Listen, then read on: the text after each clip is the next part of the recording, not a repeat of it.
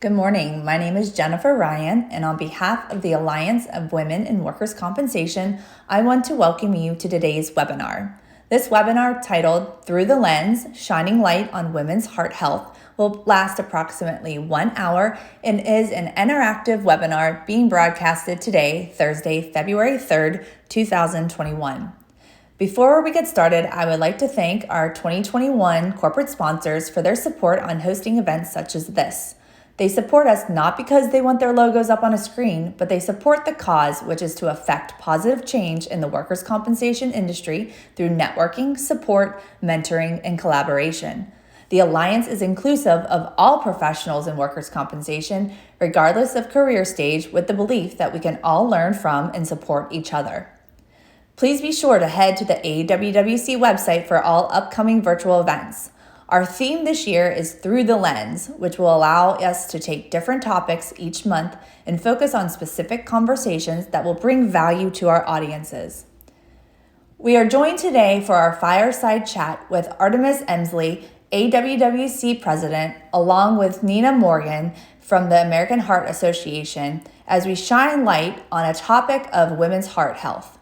Hear directly from Artemis and Nina of their personal stories around their passion when it comes to women, heart health awareness, and how it links back to our industry and daily lives. Nina Morgan is the American Heart Association Tampa Bay's Vice President of Development, passionate about spreading awareness on heart disease and stroke as our number one killer. Nina has been with the American Heart Association for nearly 6 years and has been able to make an impact on the health of all Americans through a variety of roles, including being a heart survivor herself. During this interactive webinar, you will have the opportunity to interact with myself and Nina and ask questions through the Zoom chat feature seen on your screen. Please feel free to ask as questions, and we will try and answer as many questions as time permits at the end of this fireside chat. Thank you for the time you're spending with us today, and we hope you enjoy this webinar. Good morning, Nina. Artemis Emslie, really excited to be here this morning and have this conversation about women heart health and learn a little bit more about your background and your words of wisdom when we think about women's health and heart healthy. So really excited to be here. Why don't you go ahead and give a little bit of your background and we'll kick it off. Sure. Well, thank you, Artemis, and good morning, everyone. My name is Nina Morgan. I am the VP of Development here for the American Heart Association in Tampa Bay, which means I have the honor of helping to oversee and drive the revenue and strategy for our 3 core fundraising campaigns, which are Heart Walk, Heart Ball, and Go Red for Women, which is, of course, why we're here today and why we have the honor of working so closely with you, Artemis, and being a past chair for our Go Red for Women movement. So thank you. Oh, thank you. It was just a little bit of background for those on the webinar. I had the pleasure of chairing the Go Red campaign last year and was really passionate about the cause because at the focal point of it was creating awareness around women's heart health. And I know we'll get into this, Nina, but it was really eye-opening to learn about, one, some of the numbers, but two, just about how different we carry ourselves and the symptoms that we see. And I know we'll get into all that. So let's go ahead and kick it off. I would love for you to share one about Go Red and about your backgrounds. What makes you, what's your why? What's your why? Oh, that's our favorite question here at the Heart Association is what's your why and why do you go red? Well, I would love to start by sharing that it is February, so it's Heart Month. American Heart Month has been really a national holiday and icon month for the Heart Association and the country for 57 years now. So we are celebrating our 57th Heart Month, which means it was born in 1964. And back then, over half of the deaths in the United States were caused by heart disease. And we have made great progress, and we'll hear some of that today and the why behind it, but still 1 in 3 Americans and 1 in 3 women are dying of heart disease. So that is one of my passions, is to make sure that we empower women, empower education, and the ability to take action and take hold of our own health. But another is very close to my heart. So I would love to share my screen and give you two little visuals of what my true why is here. Let me see if it shares nice and easily here.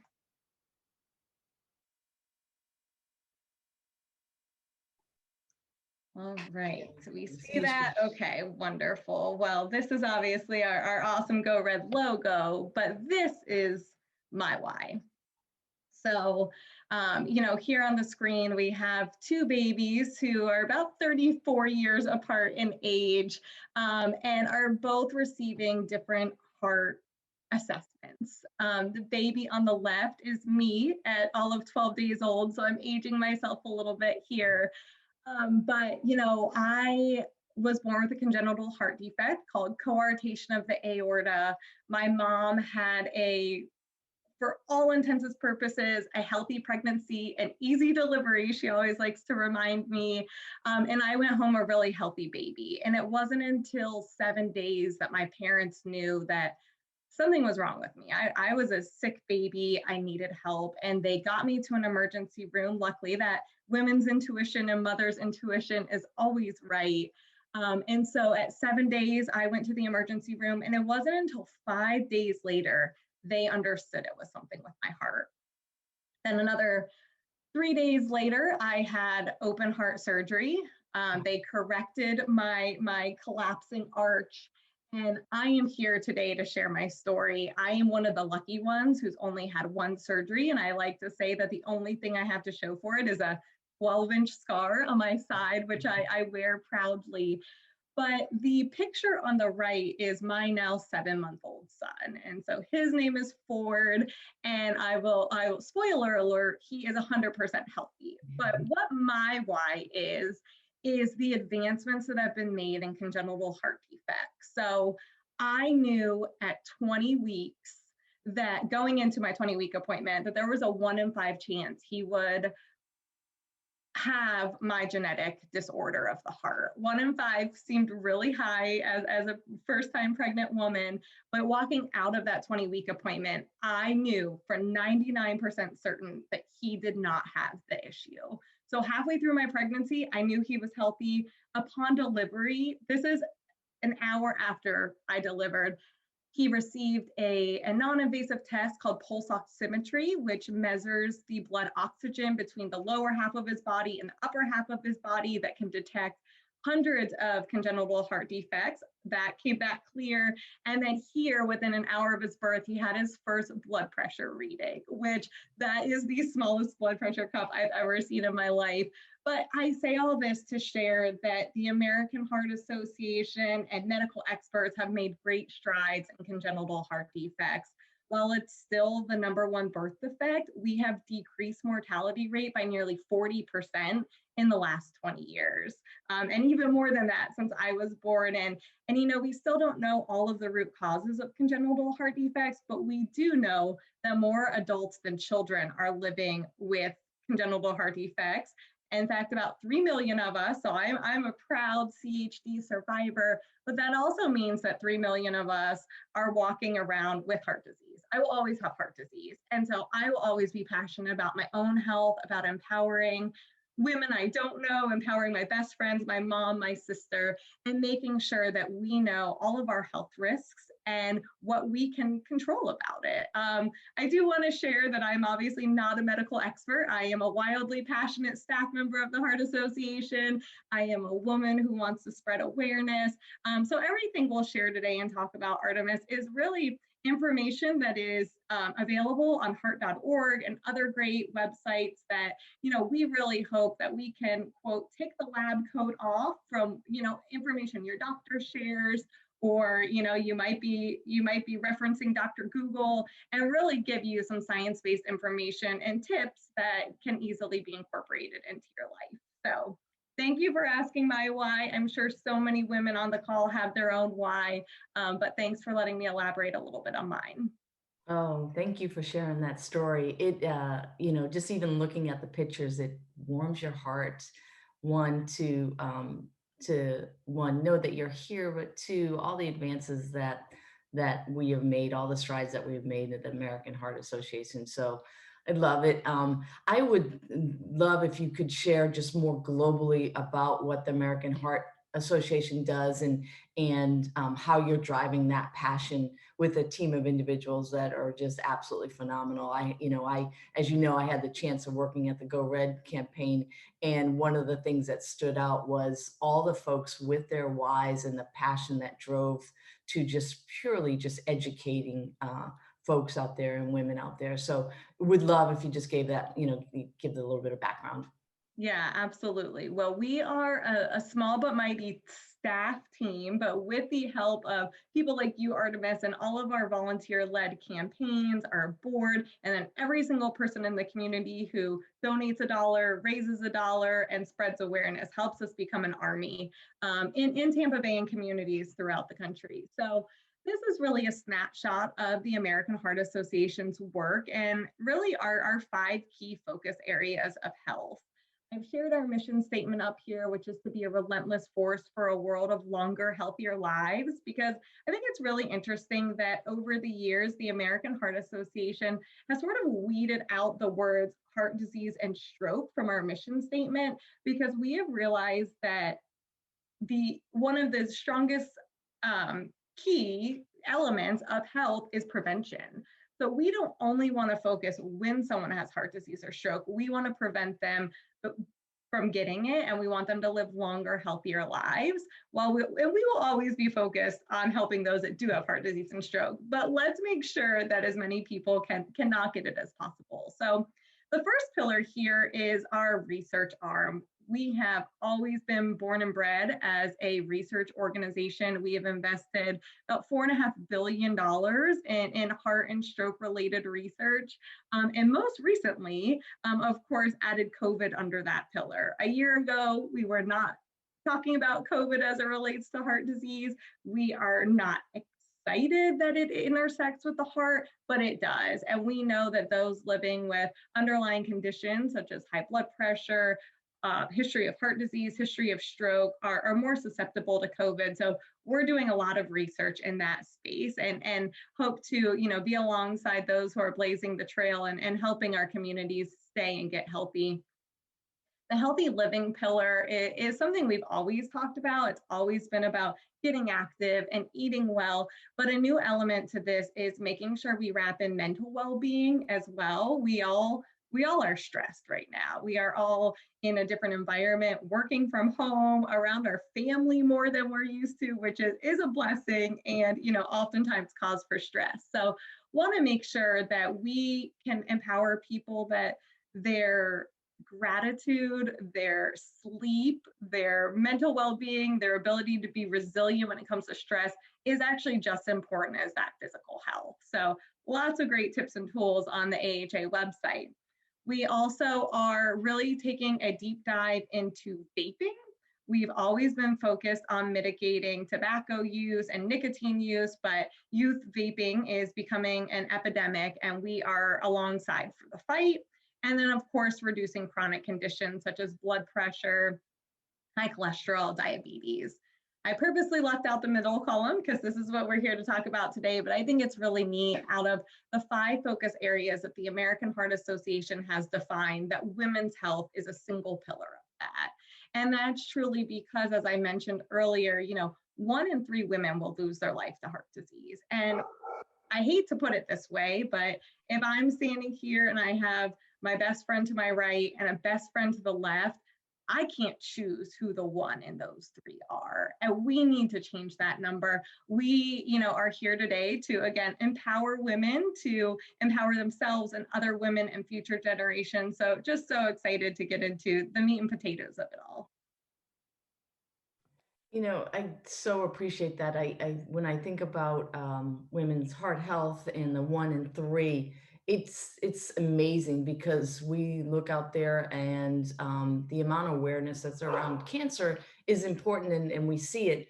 And it would always resonate with me that it's 1 in 3 in women's heart health. And I don't know what's the number of percentage of women that actually know that when you do the studies. And then 2, the other thing is that it's 80, I know you'll get into this maybe in the next slide, but 80% preventable.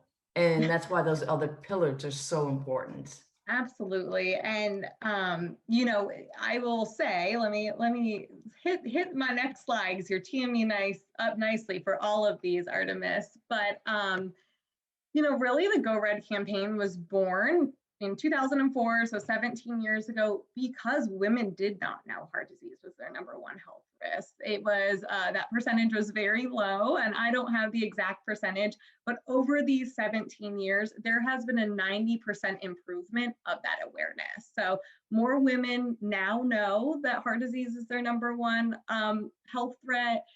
Go Red started as a purely awareness campaign to help change that statistic. And we have been successful in doing that. But the more women who can continue to be educated and share with others, we know we can get that 90% up even higher.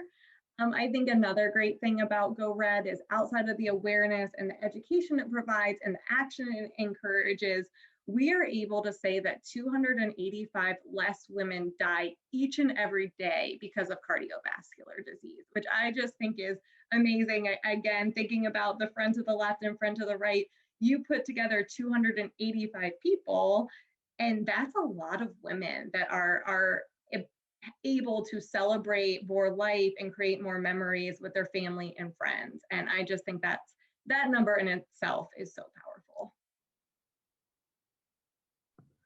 That is really, really impressive. And what I also liked is the involvement around education in the younger generation to get involved in STEM. I think that's really important. Also, you know, there's awareness around women, but there's also awareness around the age, and so the typical picture that we have in our mind is it's an older person, and that's not always the case, right? Heart disease affects everyone, and it can affect even the youngest and the healthiest people out there. Absolutely. I mean, our heart is a muscle, and our bodies, you know, have been known to give out on even the healthiest of people. You know, again, you mentioned that 80% is preventable. There is that 20% that's not, and we'll get into that a little bit more. But you know, I think that's a good point. Heart disease used to be known as kind of the quote gentleman's disease, the older man's disease, and that's just certainly not the case. You know, if I can tangent and share a little story, I have a coworker who's 30 who just came back on Monday from her second open heart surgery. In the past 3 years, she has had multiple mini strokes. She has had multiple heart issues, and she just got a valve replacement. She said the weirdest thing is that she goes to bed and hears her heart ticking.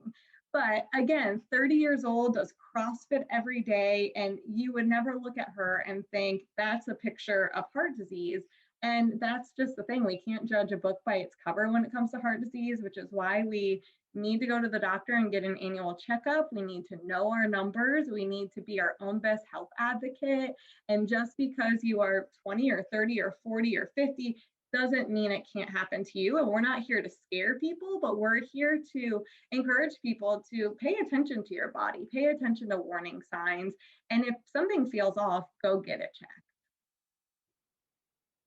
So can you dive into know your numbers and the difference? Sure. Yeah, absolutely.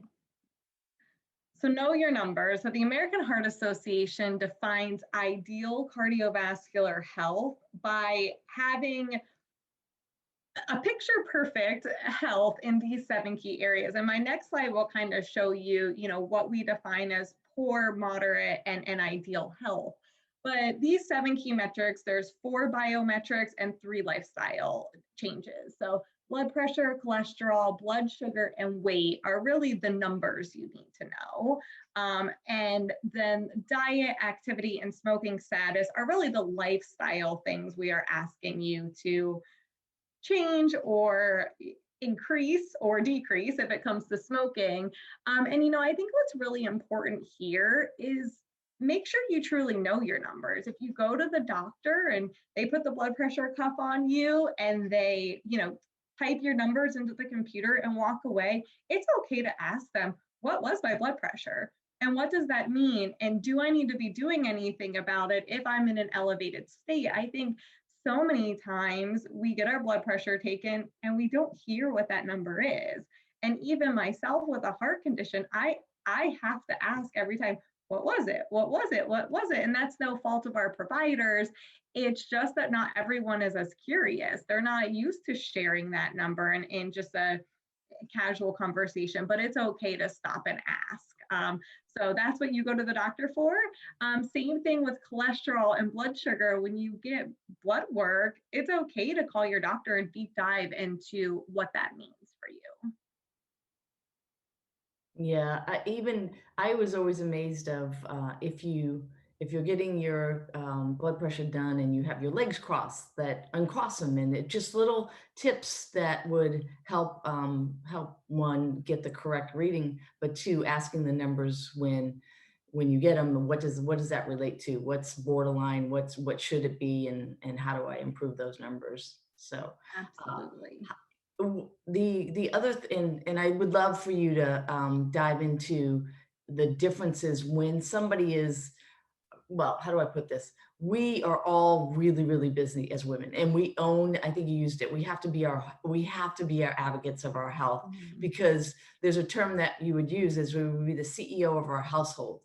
And it's not just about us taking care of our health, but we're taking care of a lot of people in the house. We're responsible for a lot. So that does cause additional stress. That does increase the importance of us taking care of ourselves. And we tend to overlook that. As women, we tend to overlook that. Absolutely. You know, it's funny because I think it's twofold. We do look at the women as the CEO of the household, the CEO of the healthcare, the CEO of the shopping.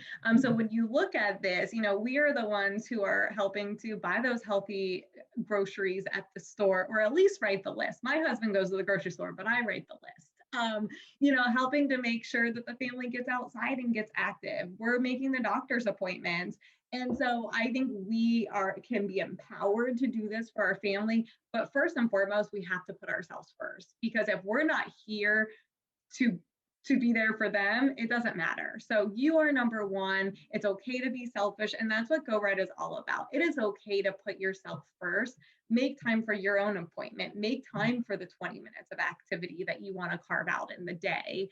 Make time for your healthy meal, and don't just eat the scraps off of your kid's plate. So we're here to say it's okay and you are worth it. You know, I did have a slide here that helps show you know, really what a poor, intermediate, and ideal level in each of these categories would be. But I think high level, the idea is if you're in the red, try to get to the orange.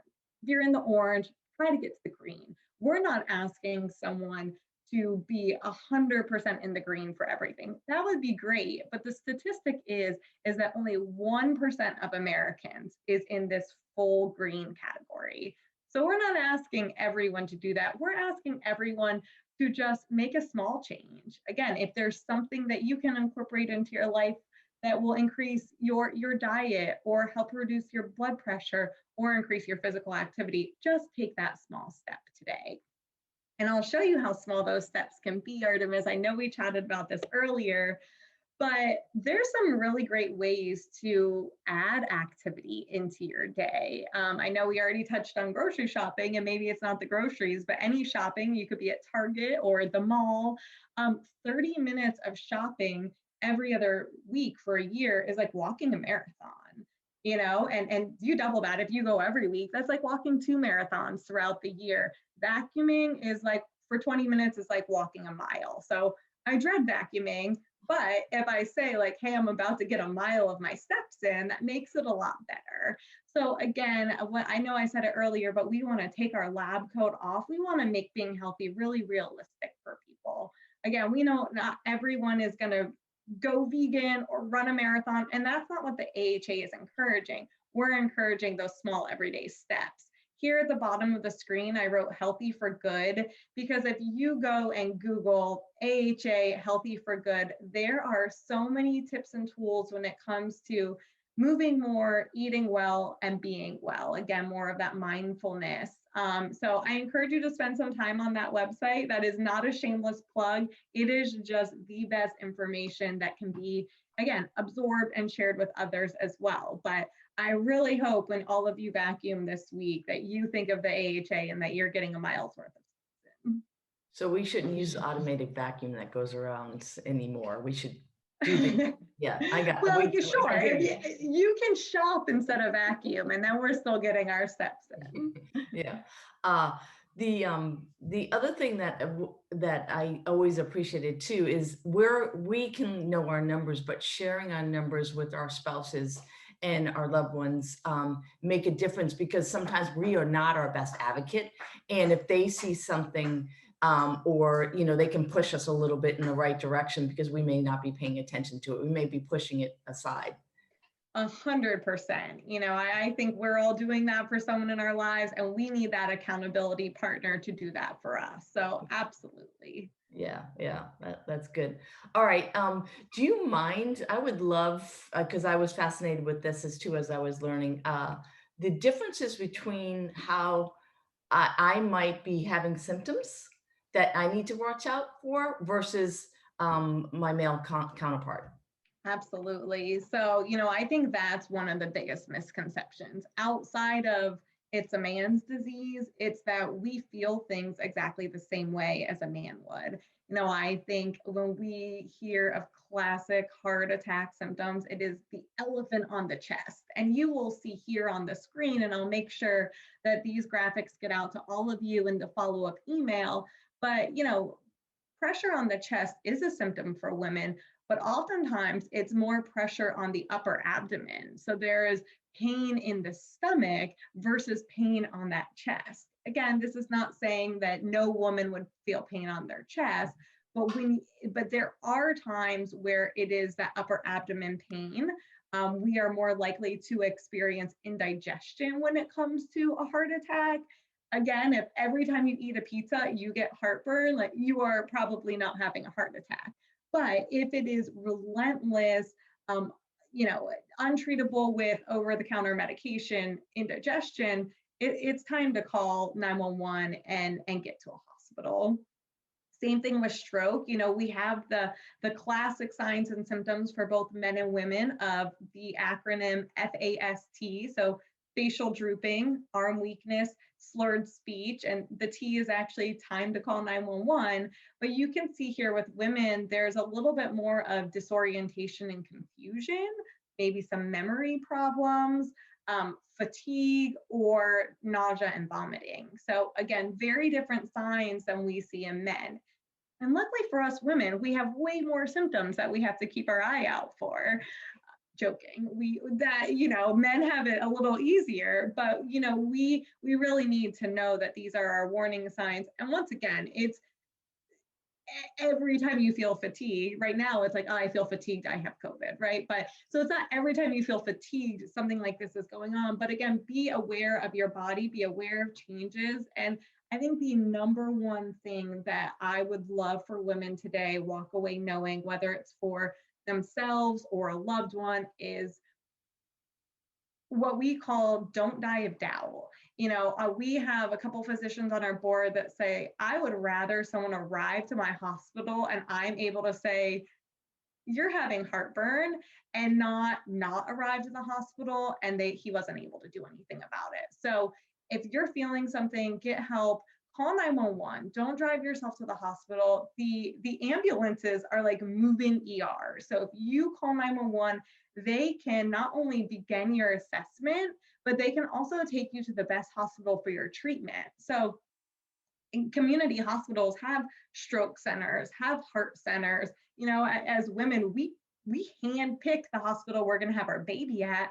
We don't just go to the closest one. And think of heart disease and stroke as that same thing. You want to go to the nearest hospital with the best care for the symptoms that you are experiencing. And an ambulance can help make sure that happens. So that's my soapbox of the day. But I think that is the most important thing. We hear more often than not, you know, I waited for my husband to get home to drive me to the hospital. We're losing precious hours. And we, you know, time is really of the essence. We say time is brain when it comes to a stroke, but really it's not worth waiting. Again, best case scenario, you go and you're having heartburn.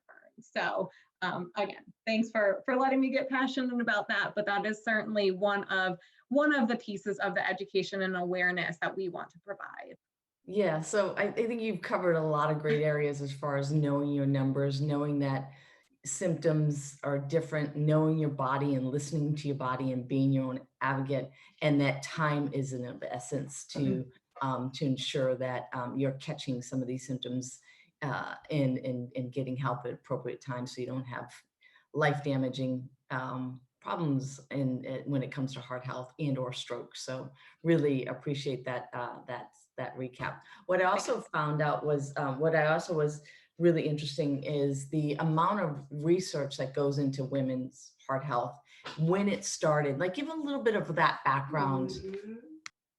Sure. So again, next slide. So really, women have not been represented in research and cardiovascular research for a long time. I would say in 1977, really there was a ban on women of childbearing age being involved in early stage clinical trials, which eliminated most women from research. So research was only being done on men. We've heard from a researcher that sits on our board that even the rats they used in clinical trials were only males, which is mind-blowing, right?